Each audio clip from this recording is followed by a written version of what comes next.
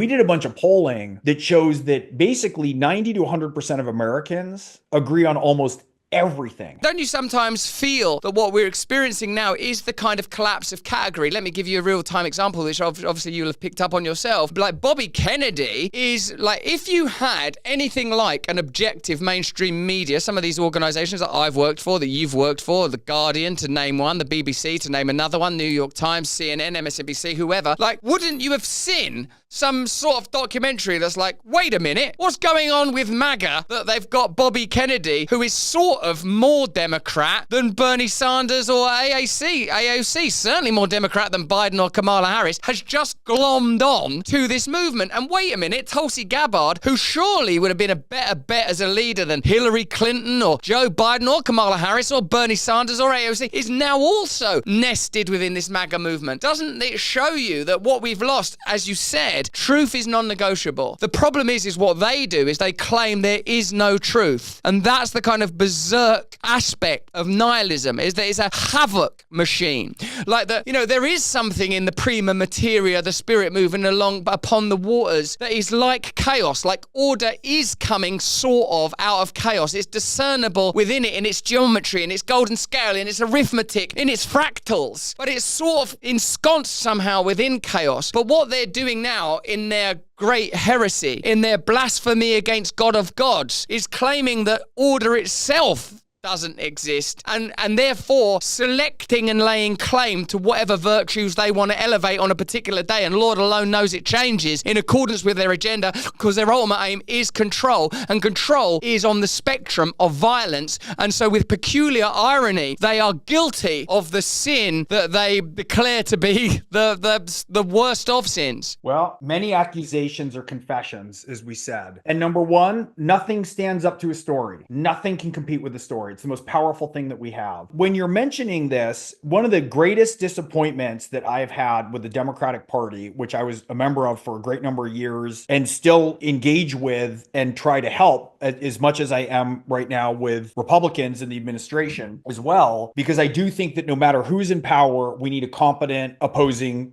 party. We just need that, right? And I felt the same thing when Democrats were in power. I want the best of Republicans in there too. But, you mentioned some names, and I would say one of my biggest frustrations is that, and to me, it's close to an unforgivable crime to be allowed under the liberal tent, is a demand for conformity of thought. The fact that disagreement is no longer allowed, and that bold and daring and innovative and courageous and adventuring and mold-breaking thinking has largely been eschewed. And at some point, a lot of thinkers are going to say, if I can't speak plainly in the language that I want to speak and think out loud and make mistakes and stumble and fall and need forgiveness. And with social media right now, we have a culture that never forgets anything, and there's no mechanism to forgive anything. And so everything's sort of stuck in this frozen paralysis. It's not just who you named. Elon Musk voted for Obama twice. Jordan Peterson is not, not only is he laughably not alt-right. I remember all these memes when he was a Nazi. I always say to him, I miss the good old-fashioned days when you were merely a Nazi. And I wish I'd known that before I asked him to officiate my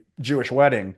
Jordan was not a hardcore conservative. Joe Rogan, you think Joe Rogan is a conservative? That's insanity. And so there needs to be an allowance. Like I always would say, when people were burning books, when people were burning Lolita or Ulysses, liberals are the ones who were supposed to show up with buckets of water. We're not supposed to be the ones who are closing the high trade openness, demanding that we not be exposed to certain things. I also want to clarify that there is no such thing as meaning or value or truth is a fringe aspect of the far left. It doesn't represent a lot of liberals and Democrats. However, I do think there has been a crisis of cowardice among Democratic leadership in not naming the things that they do not agree with. That's another outcome of high trade openness, right? Every protester isn't Harvey Milk or John Lewis. They're just not. There's some people who want to skip the entire process of shouldering the responsibility of what a protest is, and they don't understand the sort of sacredness of the civil rights movement in America, which very much says that you take the full bearing and the full weight of the responsibility of your protest on. You go to jail if you're Martin Luther King. You get lynched if you're, I had a grandfather who went down south to represent black men during the civil rights movement who were accused of looking at white women, and they tried to run his car car off a cliff. Like, you go and you face the risk. You don't ask for class credit for it at Vassar.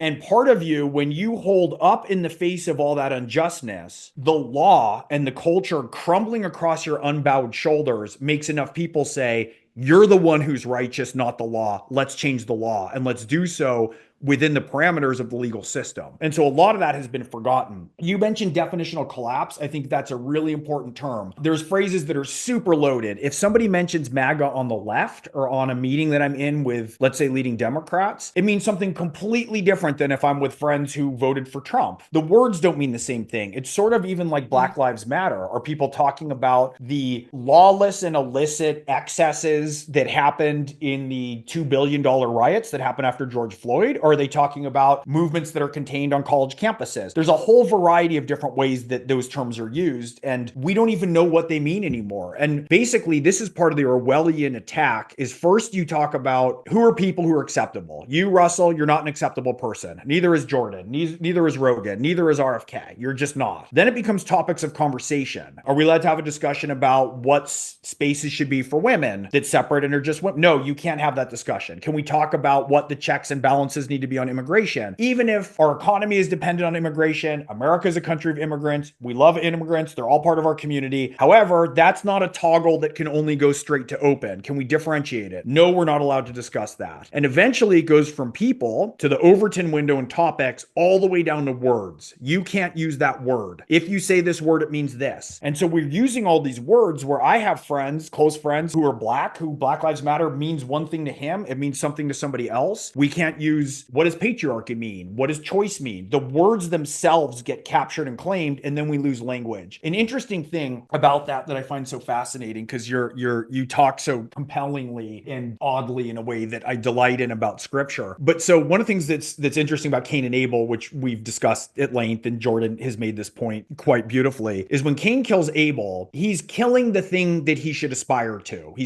Abel walks with God. He makes proper sacrifices. Cain makes lesser sacrifices. And one of the things Jordan has pointed out is if you kill the thing that you aspire to, you destroy the future. Cain is cursed generationally. And one of the things that's so fascinating to me is the descendants of Cain who go on and build cities, and Tubal-Cain, who's the maker of tools, who's sort of a father of engineers is a way to think of him. Those descendants in that line, as distinct from Seth, are the ones who build the Tower of Babel. So what's the Tower of Babel? The Tower of Babel is something built by the makers of cities and the tool makers and the engineers that is standing up a structure that is equivalent, they hope, to God and reaches just as high as God, but it's not in conversation with God. So what happens when you're going to assume and build your own thing? So that's AI, let's say. That's technology and iPhones. What happens when you start to build that is everybody starts to speak different language. Well, what happens when we're on our phones and somebody tweets MAGA and they mean one thing, or somebody says something that's something else? We're in all these different silos right now, and we've lost a shared basis of a story. And what's the most upsetting about this, but I think that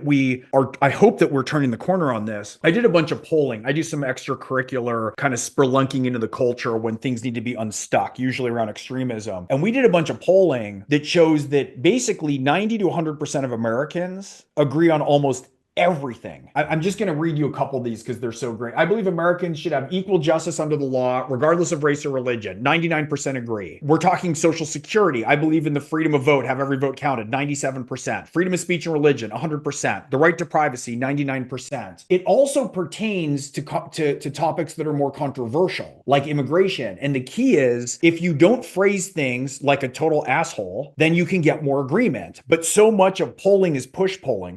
The Dems spent years forcing mandates and dictating how we manage our health. Now they're pushing back when we try to take control of it for ourselves. That's why I'm reclaiming my own health with Field of Greens. We all know that eating healthy is the key to staying healthy. But life gets busy and sticking to a perfect diet isn't always realistic. Field of Greens makes it easy. It's whole fruits and vegetables. That's it. And we could all use more of that in our diets. Just one drink and I've got a healthy head start on my day. Since I've been drinking Field of Greens, my gut feels healthier. My whole body feels healthier. The whole family, especially the wife, very appreciative of the magical transformation available with Field of Greens. Every fruit and vegetable in Field of Greens is doctor selected for a specific health benefit. There's a heart health group, lungs, kidney and metabolism groups, even healthy weight group. And Field of Greens promises that your next checkup, your doctor will notice your health improve or your money back. Have you been taking Field of Greens? Because you smell very, very healthy. I got a 20% discount. Go to brickhouserussell.com, use the code BRAND, and you will get a 20% discount. And your doctor and your whole family will thank you for it. Field of Greens.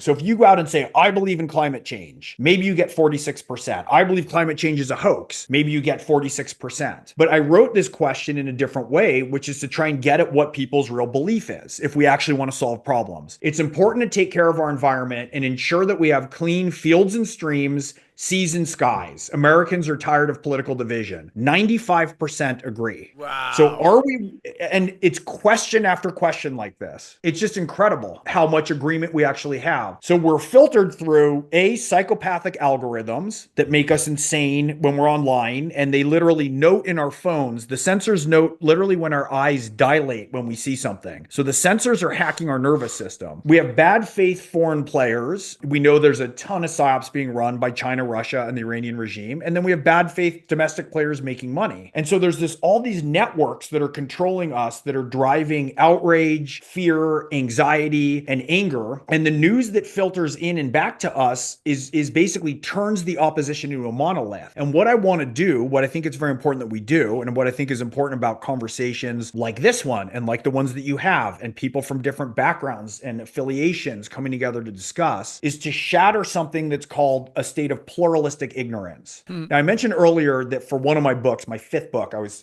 still a kid, I went undercover into mind control cults. And one of the ways that mind control cults work is that everybody is miserable, but they can't talk to each other. They only talk vertically. So think of all of North Korea as a mind control cult. Like, everyone knows that they're starving and miserable, but you're not allowed to sort of speak it. And so what we have to do is shatter this state where people think, I mean, if 80 to 100% of people in America agree on literally almost everything, if it's not being spun for partisan fundraising, political races, news channels, outrage, send money. I mean, our phones are like these devices trying to hack our nervous systems. And if you're on a phone and you're feeling anything, someone's making money off you, whether you're donating seriously or doing anything. And we have to shatter that spell and remember that we're in a world that isn't overwhelmingly safe. Like, as Americans, as Western democracies, we have to get our act together, because there's other people who are competing and working 24/7 with no constraints of a democracy to undermine us through psyops that are run through social media, through all sorts of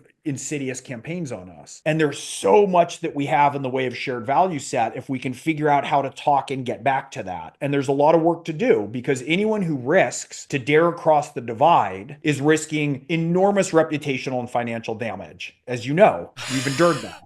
Yes, I do. I remember Musk saying that it was one of Stalin's paracheeks that said, show me the man and I'll show you the crime. And like, so whether you did a little list and I was on it, you just go, well, this guy, Jordan Peterson, what can we say about him? Russell Brand, where's that dude going to be vulnerable? You know, we're all going to have some vulnerability that can be tweaked, amplified, and manipulated in order to silence that particular voice. And you said so many things that were fascinating there. Earlier on, we'd just done last week, we'd done a story about Trump and Taylor Swift at the Super Bowl. And when they cheer for Trump, what are they cheering for? When they boo Taylor Swift, what are they booing at? You know, when you excavate it, when you do the archaeology, you might make some interesting discoveries about what these people are representatives of. Hey, thanks for watching. If you want to see more uncensored content where free speech can flourish, join our live stream. Click the link right here to watch the next video if you want to, or become a member of a growing movement. Download the Rumble app and you'll be informed every time we make a new piece of content. Stay free.